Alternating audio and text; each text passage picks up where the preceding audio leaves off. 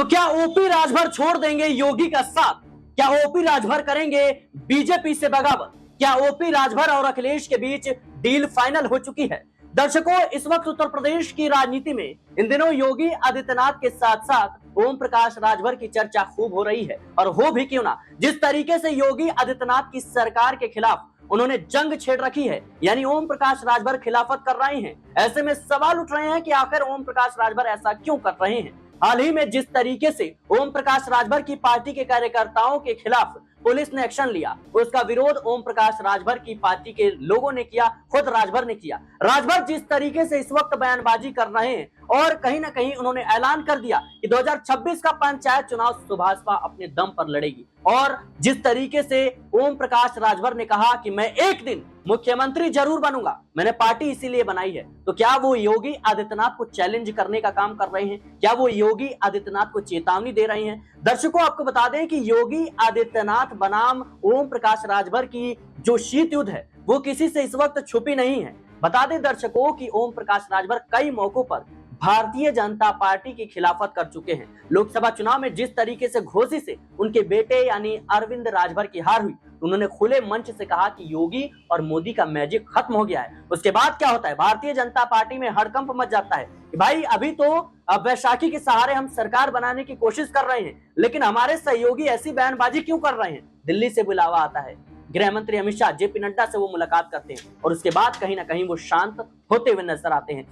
लेकिन एक बार फिर से जैसे उनके कार्यकर्ता के खिलाफ पुलिस की कार्रवाई हुई, राजभर पूरी तरीके से भड़क जाते हैं। ओम प्रकाश राजभर के बेटे कहते हैं कि जिसको पीले गमछे से तकलीफ है हम उसकी आंखें निकाल लेंगे। तो वहीं योगी आदित्यनाथ के मंत्री कहते हैं कि अगर किसी ने योगी की पुलिस को आंख उठा करके भी देखा तो हम उसका कलेजा निकाल लेंगे। सोचिए कि दो सहयोगी है, दो पार्टियां हैं और इस तरीके से बयानबाजी हो रही है, इस तरीके से कहीं ना कहीं शब्दों का प्रयोग हो रहा है। ये क्या दर्शाता है? दूसरी तरफ देखा जाए तो ओम प्रकाश राजभर इस बात को समझ रहे हैं कि जब से वो एनडीए के साथ आए हैं, खुद कहीं ना कहीं जो अल्पसंख्यक है, मुस्लिम समाज है, वो भी ओम प्रकाश राजभर का बहिष्कार कर रहा है और उनका विरोध कर रहा है। दूसरी तरफ देखा जाए तो खुद राजभर समाज के लोग भी ओम प्रकाश राजभर से इत्तेफाक नहीं रखते, वो भी कहीं ना कहीं इन तमाम चीजों को समझ रहे हैं, वो भी समर्थन नहीं दे रहे। और यही कारण है कि ना ही उन्हें उपचुनाव में भारतीय जनता पार्टी ने एक भी सीट दी और लोकसभा चुनाव में उन्हें सीट दी भी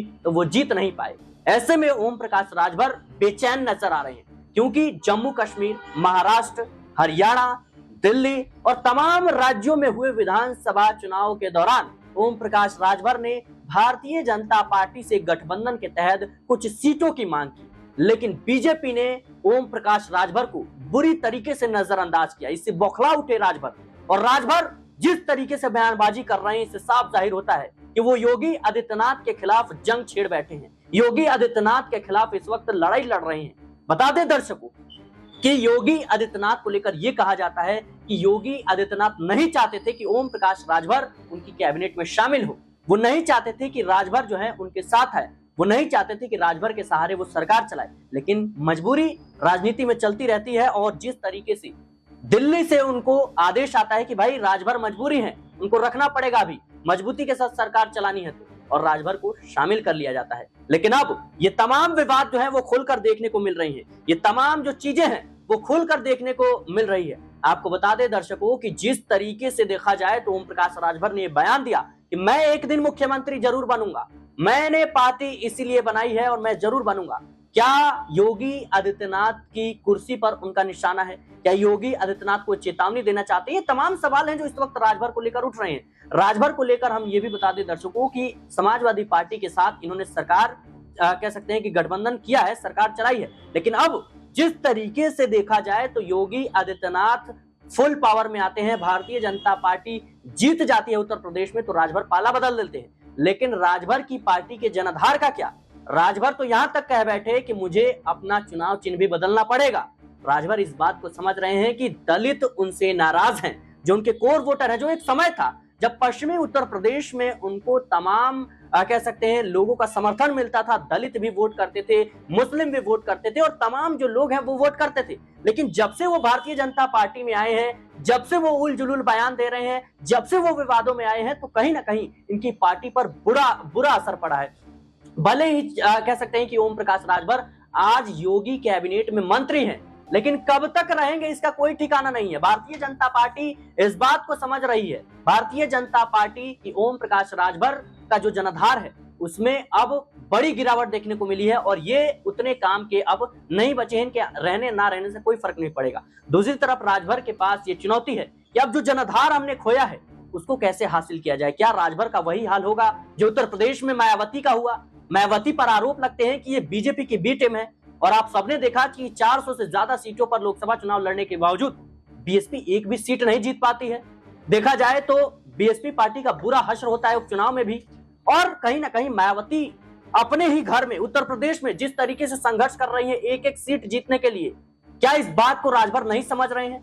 राजभर इस बात को समझ रहे हैं कि अगर उन्हें अपनी पार्टी को मजबूत करना है, उत्तर प्रदेश में मुख्यमंत्री बनने का अगर वो सपना देख रहे हैं, तो वो ये भी समझ रहे हैं कि पार्टी को मजबूत करना पड़ेगा, कार्यकर्ताओं में जोश भरना पड़ेगा। लेकिन योगी सरकार में अगर कहीं ना कहीं मंत्री रहते हुए उनके कार्यकर्ता को इस तरीके से पीटा जाएगा, हालांकि कानून के लिहाज से देखा जाए तो कहीं ना कहीं सरकार के नजर में या फिर कानून के नजर में सभी बराबर हैं। अगर ओम प्रकाश राजभर के कार्यकर्ताओं ने, उनके नेताओं ने कोई गलती की तो योगी आदित्यनाथ की पुलिस हो या फिर किसी भी की सरकार हो, उनके खिलाफ जरूर कार्रवाई होनी चाहिए। लेकिन राजभर को यह बात समझ नहीं आ रही। राजभर बेचैन नजर आ रहे हैं। वो समझ रहे हैं कि मैं तो मंत्री हूं तो मैं कुछ भी कर सकता हूं। राजभर ने खुले तौर पर यह ऐलान किया था कि आप पीला गमछा पहन के चाहिए। अधिकारियों की मजाल नहीं है कि आपसे कोई सवाल पूछ ले, अधिकारियों की मजाल नहीं है जो आपका काम करने से रोके। तो क्या योगी आदित्यनाथ की जो सरकार है उसको चैलेंज करते हुए राजभर नजर आ रहे हैं कि भाई मैं कैबिनेट मंत्री हूं, आप कुछ भी कीजिए, मुझे कोई फर्क नहीं पड़ेगा। ये तमाम सवाल हैं जो इस वक्त उत्तर प्रदेश में पूछे जा रहे हैं। और राजभर जिस तरीके से ऐलान कर चुके हैं कि 2026 का जो पंचायत चुनाव है सुभाषपा अपने दम पर अकेले लड़ेगी, कहीं ना कहीं ये भारतीय जनता पार्टी के लिए चिंता का विषय है। ओम प्रकाश राजभर आज भले ही लोकसभा चुनाव में कुछ कमाल नहीं कर पाए, लेकिन जब विधानसभा के चुनाव होंगे तो बीजेपी के लिए एक एक सीट काफी ज्यादा मायने रखेगी, क्योंकि समाजवादी पार्टी पूरे दमखम के साथ इस बार चुनाव में उतर रही है। और लोकसभा चुनाव में जिस तरीके से परिणाम सामने आए थे उसको दोहराने की तैयारी में कहीं ना कहीं समाजवादी पार्टी और अखिलेश यादव अभी से लगे पड़े हैं। और इसको देखते हुए, इसी को देखते हुए ओम प्रकाश राजभर रुख बदलने की बात कर रहे हैं। राजभर कहीं ना कहीं देखा जाए तो समाजवादी पार्टी और अखिलेश यादव को संदेश देने की कोशिश कर रहे हैं अप्रत्यक्ष रूप से। मैं आपके साथ जुड़ सकता हूं, आपके साथ मिलकर चुनाव लड़ूंगा, मैं अपनी पार्टी बचाने के लिए कुछ भी कर सकता हूं। देखना होगा कि राजभर का अगला कदम क्या होगा। क्या वाकई में वो योगी आदित्यनाथ की जो मुख्यमंत्री कुर्सी है उस पर निशाना बना रहे हैं? क्या वाकई में वो सरकार गिराने की तैयारी कर रहे हैं? क्या वाकई में योगी आदित्यनाथ और भारतीय जनता पार्टी की नींद उड़ाने वाले हैं ओम प्रकाश राजभर? क्या कुछ लगता है आपको इस पूरे मुद्दे को लेकर? हमें कमेंट बॉक्स में जरूर बताएं। देश और दुनिया की तमाम खबरों के लिए बने रहें नेक्स्ट 9 न्यूज के साथ।